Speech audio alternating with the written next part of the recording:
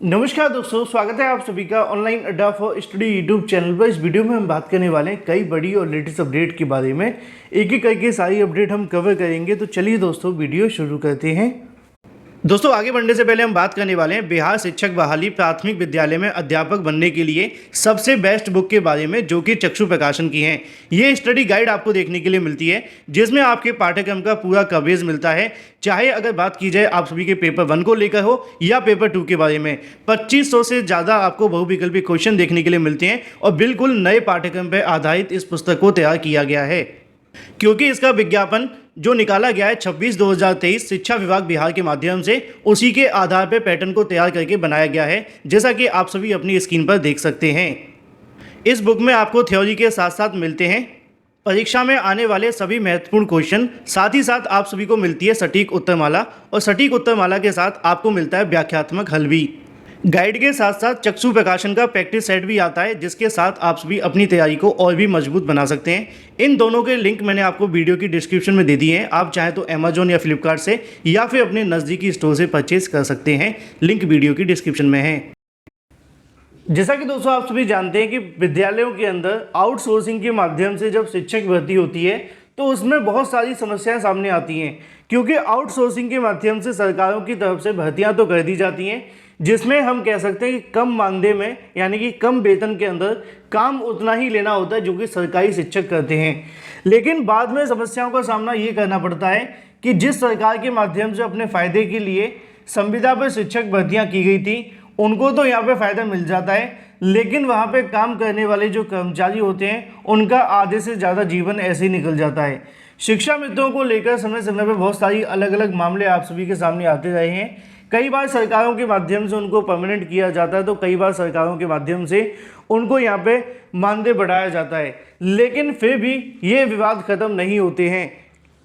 अब उत्तर प्रदेश में ही देख लो, उत्तर प्रदेश के माध्यम से तत्कालीन सरकार ने उस समय पे शिक्षा मित्रों की नियुक्ति की। बाद में सरकार के माध्यम से उनको नियमों को ताक पर रखकर उनको यहाँ पे सहायक अध्यापक बना दिया गया, लेकिन मामला सुप्रीम कोर्ट में गया तो उनका समायोजन निरस्त हो गया। बहुत सारे शिक्षा मित्र आज मौजूद नहीं है। इन तमाम समस्याओं को लेकर, अवसाद को लेकर अब अगर बात की जाए शिक्षा मित्रों के बारे में, तो मामला ये नहीं है कि उनको परमानेंट किया जा रहा है। मामला ये है कि अगर नियमों के आधार पर नियुक्तियां की जाएं तो ना तो सरकार को कोई नुकसान होगा और ना ही उनको कोई नुकसान होगा। हालांकि सरकार को तो कोई फर्क पड़ता नहीं है, उनको तो राजनीति करनी है दोनों ही मुद्दों के अंदर। लेकिन हम यहाँ पे बात क्यों करें शिक्षा मित्रों के बारे में? बात करने की वजह यह है कि हाल ही में आपके पड़ोसी राज्य पंजाब के माध्यम से 12,710 अस्थायी अध्यापक, यानी कि जो शिक्षा मित्र के रूप में काम कर रहे थे, उनको यहाँ पे नियुक्ति पत्र सौंपते हुए पक्के कर दिया गया है, जिसको परमानेंट के नाम से आप जान सकते हैं। नीचे जानकारी देखने के लिए मिलती है कि मुख्यमंत्री भगवंत मान के माध्यम से 12,710 अस्थायी अध्यापकों को पक्का कर उन्हें नियुक्ति पत्र सौंप दिया गया है, जिसके बारे में जानकारी उनकी तरफ से कल किए गए शुक्रवार को समागम के अंदर दी गई है, जिसके बारे में आप सभी अधिक जानकारी ले सकते हैं। जिसके बारे में डाटा यहाँ पे भी आपको देखने के लिए मिल जाएगा कि पक्के होने के बाद में अध्यापकों को मिलेगा इतना वेतन। जैसे कि बीए पास जो शिक्षा कहीं ना कहीं यहाँ प्रोवाइड कर रहे थे, वो लगभग 9,500 के समथिंग थे, अब उनको 20,500 देखने के लिए मिलेगा। ईटीटी एनटीटी, ईटीटी क्या होता है जो आप जेबीटी के नाम से जानते हैं, जैसे कि डीएलएड बीटीसी होता है ना, ऐसे ही पंजाब में ईटीटी समझते हैं, हिमाचल के अंदर उसको जेबीटी के नाम से जानते हैं, और राजस्थान में बीएसटीसी। तो ये सारे नाम एक ही हैं। तो उनको पहले 10,250 था, उनका बढ़ाकर 22,000 हो चुका है। तो वहीं अगर बात की जाए बीए, एमएड, बीएड डिग्री वालों के लिए लगभग 11,000 से उठाकर 23,500 के समथिंग होगा। इसी तरीके से अलग अलग कोर्सों के बारे में जानकारी दी गई है। बात कर लेते हैं अपनी अगली अपडेट के बारे में, जो कि संबंधित है बिहार शिक्षक भर्ती को लेकर। बिहार शिक्षक भर्ती के आवेदन की तारीख पहले ही समाप्त हो गई थी। अब हाल ही में उनके माध्यम से मेल और फीमेल की जगह पर बदलाव करने को लेकर समय दिया गया था, जिसकी समय सीमा भी खत्म हो गई है। अब ऐसे में बीपीएससी के माध्यम से फॉर्म निरस्त करना शुरू कर दिया गया है। जानकारी देखने के लिए मिली है, सबसे पहले बीपीएससी के माध्यम से उन फॉर्म को निरस्त किया गया है जिसके अंदर उन्होंने रजिस्ट्रेशन तो करवाया था, लेकिन अपनी फीस को जमा नहीं किया था। ऐसे फॉर्म को सबसे पहले बीपीएससी के माध्यम से निरस्त किया गया है। दूसरे नंबर पर अगर बात की जाए, ऐसे फॉर्म की जानकारी उनके माध्यम से दी गई है जो कि डबल फॉर्म भरे गए थे और छात्रों के माध्यम से पहले फॉर्म को रिजेक्ट करने के लिए रिक्वेस्ट किया गया था। तो अभी तक शुरुआती तौर पे इन फॉर्म को निरस्त करने की जो प्रोसेस है वो शुरू कर दिए गए हैं। हालांकि धीरे धीरे सभी फॉर्म की छंटनी होगी और आने वाले अगस्त के पहले सप्ताह के अंदर पूरी जानकारी दे दी जाएगी कितने फॉर्म निरस्त किए गए और कितने एक्सेप्ट। बात कर लेते हैं अपनी अगली अपडेट के बारे में, जो कि संबंधित है यूपी में नई प्राइमरी शिक्षक भर्ती, टीजीटी, पीजीटी, एलटी ग्रेड और नई शिक्षा सेवा चयन आयोग के बारे में। जैसा कि आप जानते हैं कि उत्तर प्रदेश के अंदर नई शिक्षा सेवा चयन आयोग के विधेयक को लेकर सरकार कैबिनेट की बैठक तो करती है, लेकिन बैठक के अंदर ना तो मंजूरी देती है और ना ही कोई विचार करती है। सूची में शिक्षा आयोग विधेयक न होने से छात्रों में नाराजगी बढ़ी है।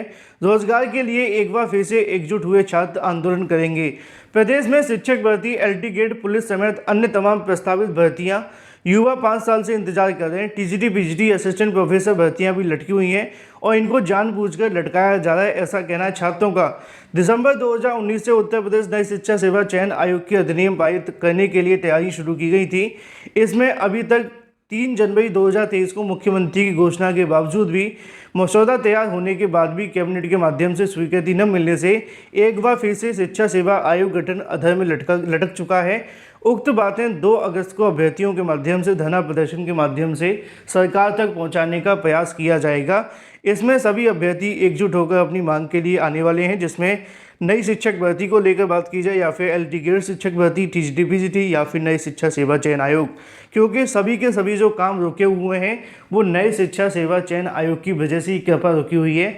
अगर नया शिक्षा सेवा आयोग बन जाएगा तो कृपा आनी भी शुरू हो जाएगी। फिलहाल मुद्दे की बात यह है कि 2 तारीख को होने वाले प्रदर्शन की तरफ से अभ्यर्थी मांग करेंगे कि सरकार जल्द से जल्द नए शिक्षा सेवा चयन आयोग के गठन को मंजूरी दे और जो भर्तियां लटकी हुई हैं उनको जल्द से जल्द शुरू करवाया जाए। बात कर लेते हैं अपनी अगली अपडेट के बारे में, जो कि संबंधित है यूपीएससी, इसके अलावा एडेड कॉलेजों के अंदर खाली पदों के बारे में, जिसकी जानकारी आज के अलग अलग समाचार पत्रों में दी गई है।